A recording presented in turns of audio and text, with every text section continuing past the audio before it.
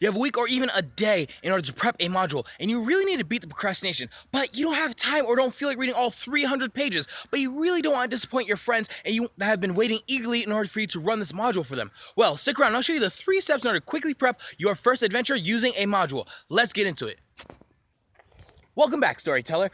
My name's Khalil Roberson, here to help you craft your first or your 100th story. Now, for all you new DMs out there, really quickly, what prep means is simply to understand what's going to be happening next in the chapter of your story or inside of the roadmap, or not roadmap, but the open sandbox world that you're creating. So, let's get right into it, shall we?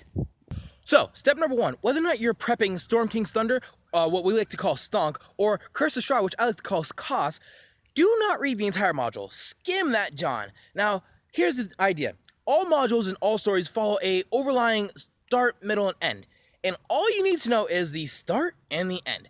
Everything else you don't really need to figure out at this moment. Why? Because, to be honest, players like to drag things out for a very long time. They will take 2 hours to fight someone, which should have taken them 30 minutes, or they'll take 3 hours in an RP session when it should have taken them maybe an hour. Players just like to drag things out, so you don't need to prep a lot, and you don't need to know the entire story. Just skim over the necessary parts and know not exactly, but know kind of what's going to happen. As long as you know how it begins, how it ends, who the big bad evil guys are, the BBEG, and who his or her lieutenants are, that's all you need to know right now. Let's move on to step number 2. Step number 2 is don't prep a ton. Now, like I just said in step number 1, players drag things out for a ridiculously long time. I really don't understand why. They just do, or they think that they're missing something, so they want to ensure that it's nice and dragged out, or they're just really enjoying themselves. So because of this, you don't need to prep a lot. In all honesty, you could probably prep chapter 1 and 2 of whatever module that you're going to be running, and you have enough for probably 3 or 4 weeks. Or even more than that, depending on which module you're running. And if you want to see, like, right here, that is all the prep that I did for my first session, and the players didn't even get through all of it, so it was I have enough for 2 sessions where I spent maybe 10 or 20 minutes on. And if you want to know how to make a perfect session, go watch this video up in this corner, or the iCard there, or down there, on how to make the perfect session in order to figure out how to not prep a ton, and how to fluff on the fly and crunch on the time. So now let's get into step number 3.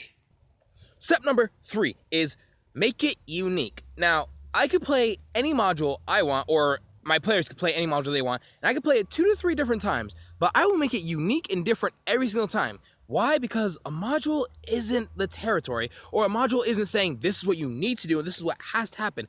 It's simply a very quick and easy way to have a lot of stuff prepped without having to prep it yourself, and it's more or less inspiration for you.